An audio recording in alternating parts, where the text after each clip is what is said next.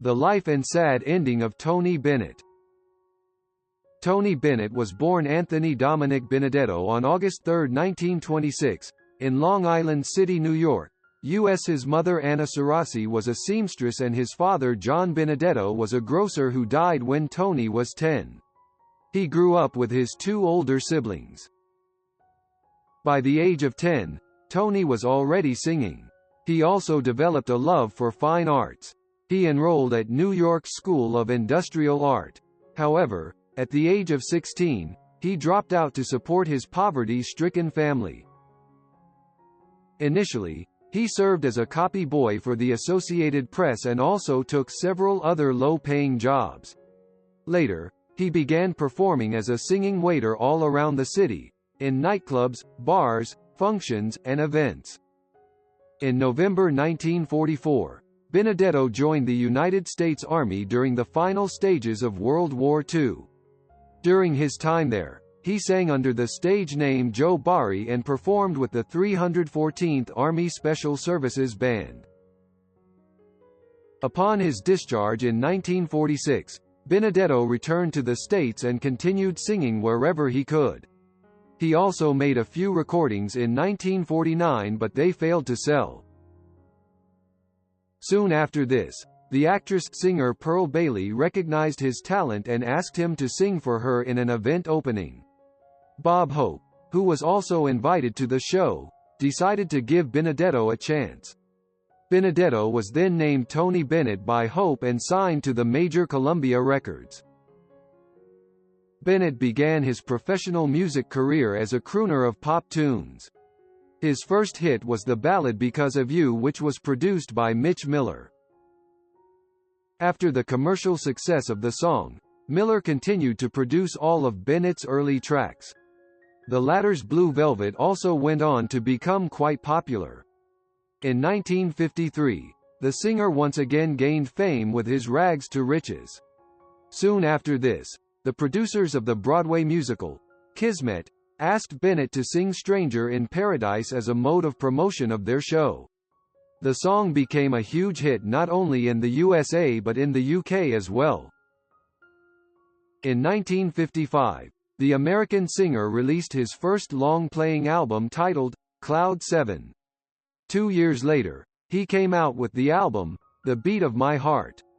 This album featured well-known jazz musicians Nat Adderley and Herbie Mann. With the beginning of the rock and roll era in the mid-1950s, Bennett continued to enjoy success, placing the song in the middle of an island at number 9 in the Billboard Top 40 in 1957. Bennett then went on to work with the Count Basie Orchestra. Their collaborative albums titled Basie Swings, Bennett Sings and In Person turned out to be huge hits. In 1962, the artiste released the single I Left My Heart in San Francisco and also the album with the same title.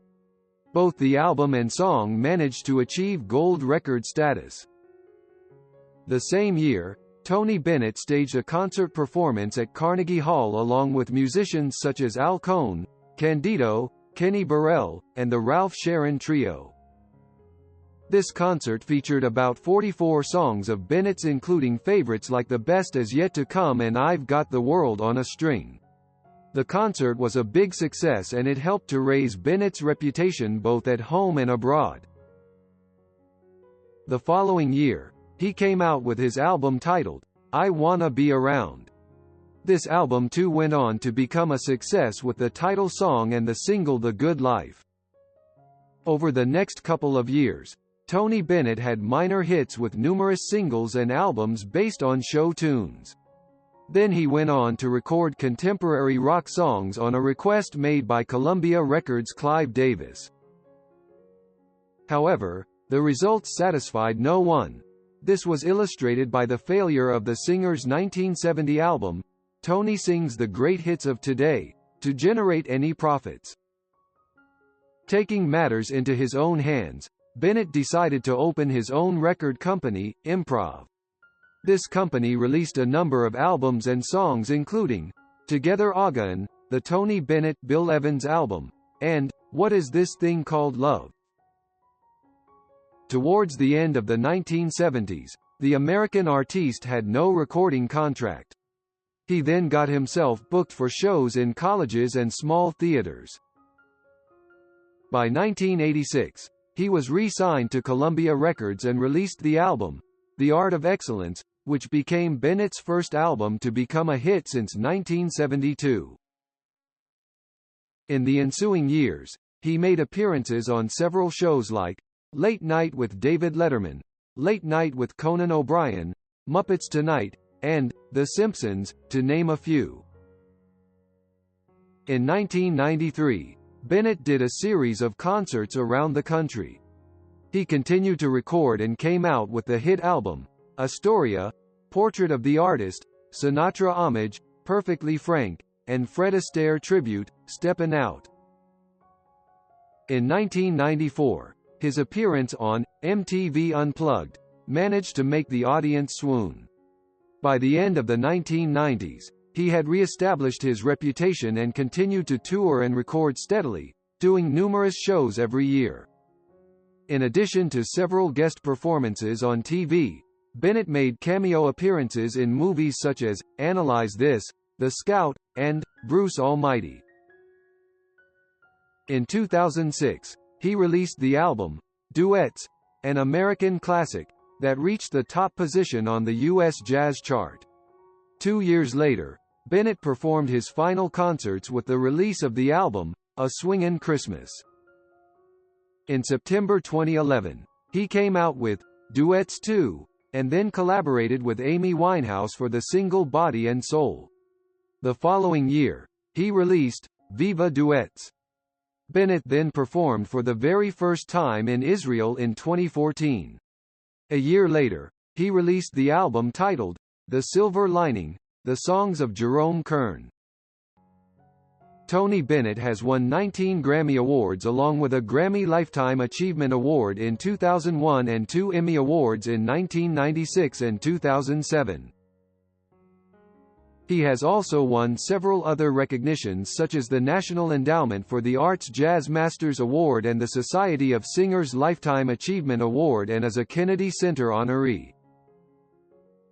He has been inducted into the Long Island Music Hall of Fame and Hollywood Walk of Fame.